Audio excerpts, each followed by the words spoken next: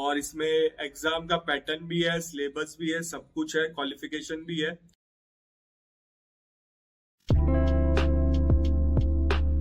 नमस्ते भाइयों, क्या हालचाल है आप सबके, और आप सबको गुड मॉर्निंग। आज अपन बात करेंगे दिल्ली जुडिशरी की। जो मैंने कल वीडियो बना के बताया था उसमें शॉर्ट नोटिफिकेशन आया था, डिटेल नोटिफिकेशन नहीं बताया था मैंने।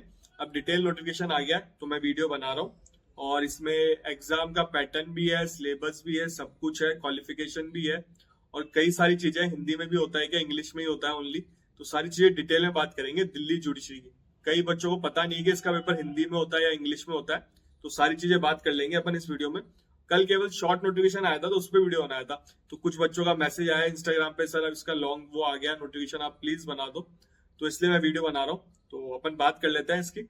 और राजस्थान के बारे में मैंने बोला है, जैसे मीटिंग का मैंने, क्योंकि अभी जेएलओ का पेपर था, मैं भी बिजी था, अब मैंने बोल दिया है, तो आरजेएस का भी वीडियो लेके आ जाऊंगा जल्दी। बस चैनल सब्सक्राइब कर लो, आपको टाइमली सारी अपडेट मिल जाएगी आरजेएस की वैकेंसी, उस मीटिंग में क्या हुआ। मैंने वीडियो बना के बताया था ना, नवंबर 1 को मीटिंग थी, वो वैकेंसी के लिए ही थी, तो उसकी बात भी करेंगे। जैसे इन्फॉर्मेशन मिल जाएगी मैं वीडियो बना दूंगा। तो अभी बात करते हैं इस नोटिफिकेशन की। देखो, ये Delhi judicial service exam junior division का एग्जाम है। 53 वैकेंसी आई है और नेगेटिव मार्किंग भी होती है इसमें।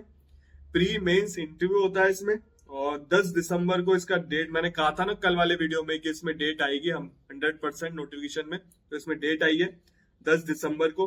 तो आपका ज्यादा टाइम बचा नहीं है। एक बच्चे ने मुझे मैसेज किया, सर ये पोस्टपोन हो सकता है क्या। देखो, ऐसी चीजें मत करो, वहां कुछ ही नहीं है ना, इलेक्शन है, पोस्टपोन नहीं होगा, टाइमली पेपर होगा। कोई उम्मीद मत करना कि पेपर पोस्टपोन होगा दिल्ली का। तो 10 दिसंबर को है 11 AM से 1:30 PM तक। और इसमें सेकंड जुडिशियल पे कमीशन के अकॉर्डिंग सैलरी मिल रही है।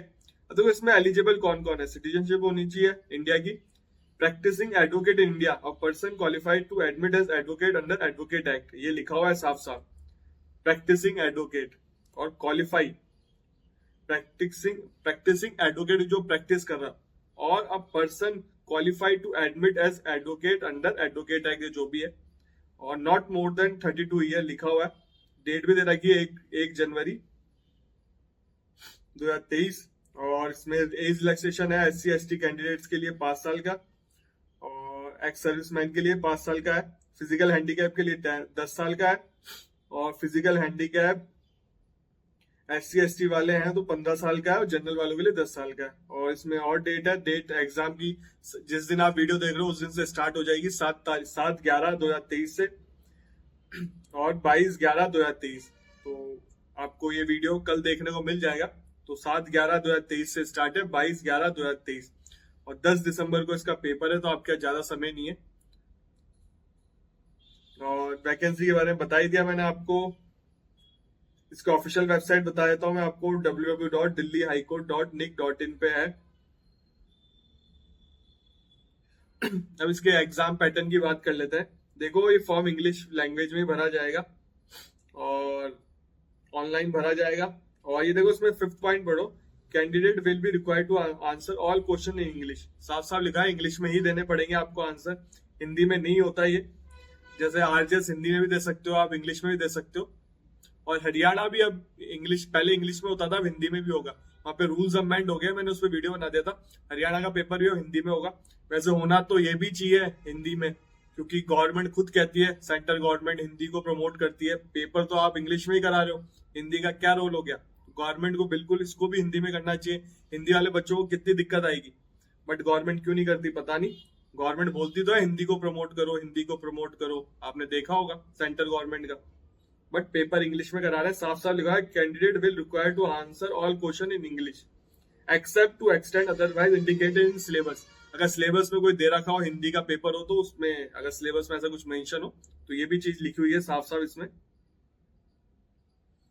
और देखो, इसमें क्या क्या आपको, आप अगर pass candidate will declare success main exam में, अगर आपने पास मतलब मेन एग्जाम में आपने पास कर लिया, तो आपको यही चीजें देनी पड़ेगी, as proof, marksheet, 10th 12th की, LLB की, सेमेस्टर, सारे सेमेस्टर की, advocate licence, proof of enrolment if enrolled, ये साफ लिखा हुआ है, इफ लिखा हुआ है, pass certificate in respect of All India Bar Council if qualified, ये SC ST के सर्टिफिकेट, फिजिकल हैंडीकैप के, एक्स सर्विसमैन के, सारे सर्टिफिकेट देने पड़ेंगे आपको टाइमली।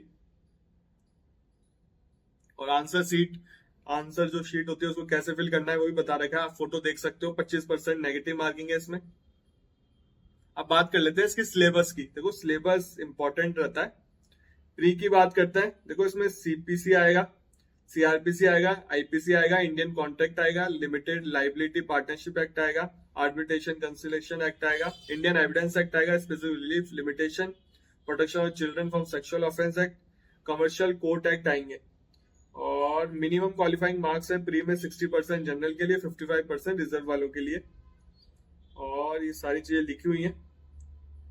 मेंस की बात कर लेते हैं, मतलब 2.5 आवर का पेपर होगा प्री।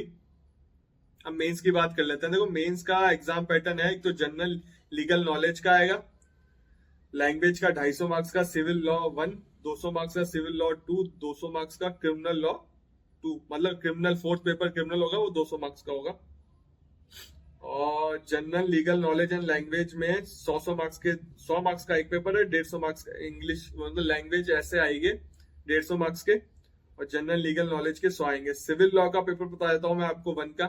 इंडियन कॉन्ट्रैक्ट एक्ट आएगा, सेल्स ऑफ गुड आएगा, ट्रांसफर ऑफ टीपी आएगा मतलब स्पेशल रिलीफ आएगा, हिंदू लॉ आएगा, माउंटेन लॉ आएगा, दिल्ली रैंट कंट्रोल आएगा, लॉ ऑफ टॉर्ट आएगा, new Delhi municipal council act भी आएगा, दिल्ली म्युनिसिपल कॉर्पोरेशन एक्ट भी आएगा, कमर्शियल कोर्ट एक्ट भी आएगा। अब देखो सिविल लॉ सेकंड में आएगा, CPC, Indian evidence act, limitation, registration, arbitration, trademark, copyright act आएंगे। क्रिमिनल लॉ में आएगा CrPC, IPC, Indian evidence act, protection of women for domestic violence act आएगा, नेगोशिएबल इंस्ट्रूमेंट, सेक्सुअल हरासमेंट और work place वाला आएगा, prevention और provision, और juvenile justice वाला भी आएगा इसमें। इसके पेपर के रहेंगे फर्स्ट, सेकंड, थर्ड, फोर्थ का 3 घंटे का पेपर होगा। सारे पेपर 3-3 घंटे के होंगे ईच पेपर। मार्क्स भी लिख रहा गया 200 200 150 100 साफ साफ लिखा हुआ है।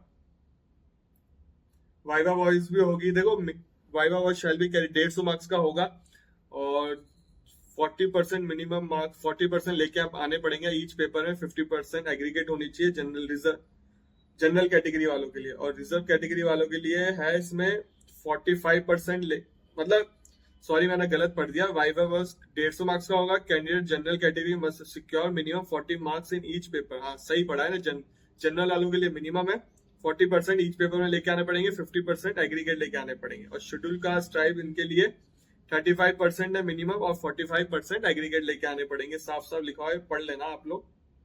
मिनिमम क्वालिफाइंग मार्क्स आजकल हर जगह है, राजस्थान में भी है। सिविल मतलब लॉ के पेपरों में क्वालिफाई करना पड़ेगा। जेएलओ का पेपर देके आया और उसमें सब में क्वालिफाई करना पड़ेगा। अगर एक में फेल हो गए तो आपका कोई मतलब नहीं है। जैसे जेएलओ का पेपर कई बच्चों का छूटा है सुबह का, मैंने बताया भी है व्लॉग बना के, मैंने जेएलओ का व्लॉग डाला है, जो जेएलओ का पेपर हुआ आप देख सकते हो जाके चैनल पे।